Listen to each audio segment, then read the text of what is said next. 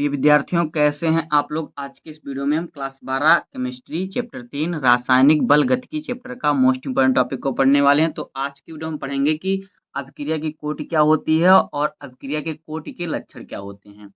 आज के इस वीडियो में हम आपको सबसे सरल तरीके से बताएंगे कि अभिक्रिया की कोटि क्या होती है, इसका उदाहरण क्या होता है, कैसे आपको समझना है। आज की वीडियो में आपको इसके बारे में सब चीज़ें मालूम हो जाएंगे। तो उम्मीद करता हूँ आपको वीडियो पसंद आएगा। अगर आपको वीडियो पसंद आए तो वीडियो को लाइक कर दीजिए और चैनल पे नए हैं तो सब्सक्राइब कर दीजिए, बेल आइकन को प्रेस कर दीजिए, क्योंकि बोर्ड एग्जाम के हर सब्जेक्ट का हर इंपॉर्टेंट टॉपिक का वीडियो आपको इस चैनल पर मिलता रहेगा। तो वीडियो को स्टार्ट करते हैं। देखिए अभिक्रिया की कोटि क्या होती है।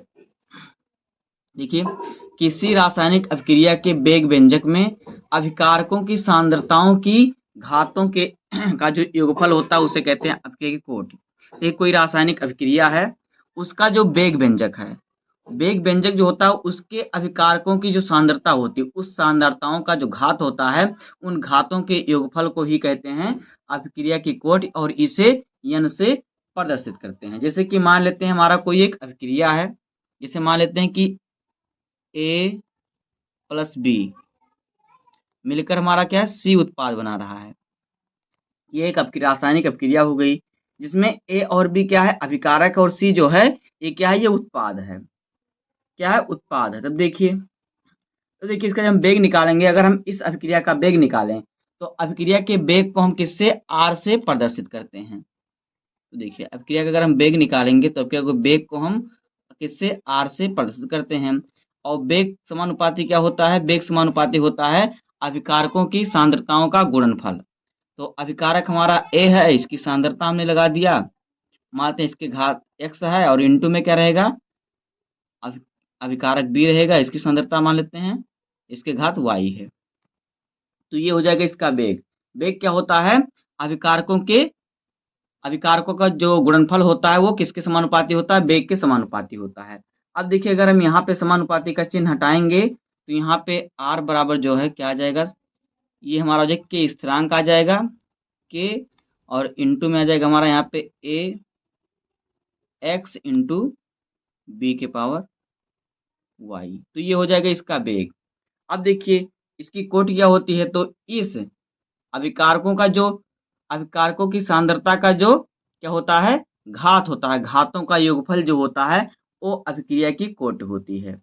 तो देखिए यहाँ पे घात क्या है, x और b हैं। तो यहाँ पे देखिए अभिक्रिया की कोटि जो हो जाएगी, क्या हो जाएगी, देखिए यहाँ पे कोटि जो इसकी हो जाएगी वो हो जाएगी, देखिए क्या, x प्लस y, क्योंकि घातों का योगफल, तो घातों का योगफल क्या हो जाएगा, x प्लस वाई, यानी कि क्या है, ये अभिक्रिया की कोटि हो जाएगी। अभिक्रिया की कोटि को हम किससे, n से प्रदर्शित करते हैं। तो n बराबर ये हमारा हो जाएगा x प्लस वाई। तो ये हो जाएगा अभिक्रिया की कोटि। ऐसे अभिक्रिया की कोटि को ज्ञात किया जा सकता है। अब देखिए एक एग्जाम्पल हम समझ लेते हैं। देखिए मान लेते हैं कि हमारी कोई अभिक्रिया है जिसे हमने ए और बी पर समझा। अब हम एक न्यूमेरिकल ले लेते हैं, एक थोड़ा हम अभिक्रिया लेते हैं जिस पर समझते हैं। तो देखिए मान लेते हैं कि एक अभिक्रिया हमारा क्या है, C2H5Cl, ये मिलकर क्या बन रहा है, देखिए ये मिलकर बन रहा है C2H4 और प्लस में HCl बन रहा है, ये बन रहा है। अब देखिए ये अभिकारक है और ये क्या है, उत्पाद है। तो यहाँ पे अभिकारक कितना है, अभिकारक एक ही है। तो अगर हम इसका वेग निकालें तो वेग को हम किससे, R से प्रदर्शित करते हैं। तो R समानुपाती क्या हो जाएगा, देखिए C2H5Cl, इसकी सांद्रता का जो हो जाएगा, यहाँ पे सांद्रता लगाएंगे इसका, देखिए इसके पावर कितना है, एक ही है, तो इसके पावर हमारा एक लग जाएगा। तो इसका ये वेग हो गया, क्या हो गया इसका वेग। अगर हम यहाँ पे समानुपाती का चिन्ह हटाएंगे तो ये हो जाएगा, यहाँ पे के का इसमें गुणा हो जाएगा, तो ये हो जाएगा C2H5Cl, पावर इसकी एक है तो एक रहेगा। तो देखिए इसकी कोटि क्या हो जाएगी, इसकी कोटि क्या होती है, अभिकारकों के घातों का योगफल। तो यहाँ पे घात में क्या है, एक ही यहाँ पे अभिकारक है तो उसके घात में एक है। तो यहाँ पे n बराबर जो कि कोटि हो जाएगी, एक हो जाएगी। n जो है क्या है, अभिक्रिया की कोटि है। तो इसी प्रकार से आपको अभिक्रिया की कोटि ज्ञात करना है। बहुत सरल तरीका और बहुत ही आसान चीज़ें हैं ये। अब देखिए आपको अभिक्रिया की कोटि ज्ञात करना अच्छे तरीके से मालूम हो गया होगा, और अभिक्रिया की कोटि क्या होती है ये भी आपको मालूम हो गया होगा। कोई भी रासायनिक अभिक्रिया हो उसके वेग व्यंजक के देखिए अभिक्रिया उसका देखिए बेग व्यंजक हो गया। इस प्रकार से हम करेंगे उसका बेग व्यंजक हो जाएगा, क्योंकि जो अभिक्रिया की बेग होती है वो क्या होता है, अभिकारकों की सांद्रताओं का गुणनफल जो होता है वो अभिक्रिया के बेग के समानुपाती होता है। तो यहाँ पे देखिए अभिकारकों के सांद्रता का जो गुणनफल है ये समानुपाती है अभिक्रिया के बेग के। अब देखिए अगर हम कोटि निकालें, जो अभिक्रिया की कोटि क्या होती है, तो किसी रासायनिक अभिक्रिया के बेग व्यंजक में अभिकारकों की जो सांद्रता होती है उनके घातों का जो योगफल होता है। तो अभिकारक ये है ए, इसकी सांद्रता हमने कोष्ठ लगा दी, उसकी सांद्रता हो गई, घात इसके x है, और बी जो ये भी अभिकारक है, इसका हमने सांद्रता लगा दिया और इसका घात कितना y है। तो इसकी सांद्रताओं का योगफल जो है अभिक्रिया की कोट कहलाएगी। तो सांद्रता क्या हो जाएगी, देखिए सांद्रता ये कोष्ठ लगाया हमने तो सांद्रता हो गई, घात में x है, इसके इसके घात में y है, तो इसका योग करेंगे x प्लस वाई जो हो जाएगा क्या हो जाएगी, अभिक्रिया की कोट हो जाएगी। तो इसलिए हमने यहाँ पे x प्लस वाई किया। इसी प्रकार से देखिए इसमें हमने किया, इसमें हमारा अभिकारक केवल एक है, तो जो अभिकारक है एक है तो उसका हमने बेग निकाला। देखिए इसका एक बेग इस प्रकार से हो जाएगा, क्योंकि इसकी सांद्रता का गुणनफल होता है, अगर एक अभिकारक और होता तो यहाँ पे इसका गुणा हो जाता, लेकिन यहाँ पे अभिकारक की संख्या एक ही है, तो यहाँ पे हमारा क्या है, इसके घात में एक रहेगा, क्योंकि यहाँ पे घात में इसके एक ही है, तो यहाँ पे हमारा इसके घात में एक रहेगा, तो यहाँ पे n की संख्या जो होगी एक हो जाएगी, क्योंकि जो अभिकारक होता है अभिकारक की सांद्रता का जो योगफल होता है वही होता है अभिकारक की सांद्रता का जो घात होता है, घातों का योगफल जो होता है वो होता है अभिक्रिया की कोट।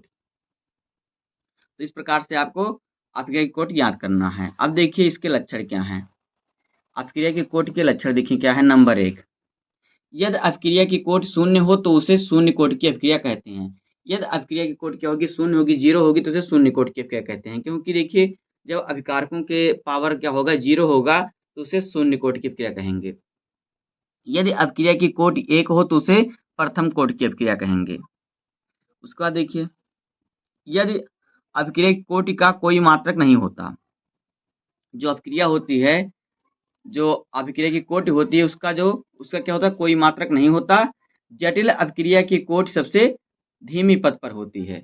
जो जटिल अभिक्रिया होती है उसकी जो कोटि होती है सबसे धीमी पद पद पर क्या निर्भर करती है।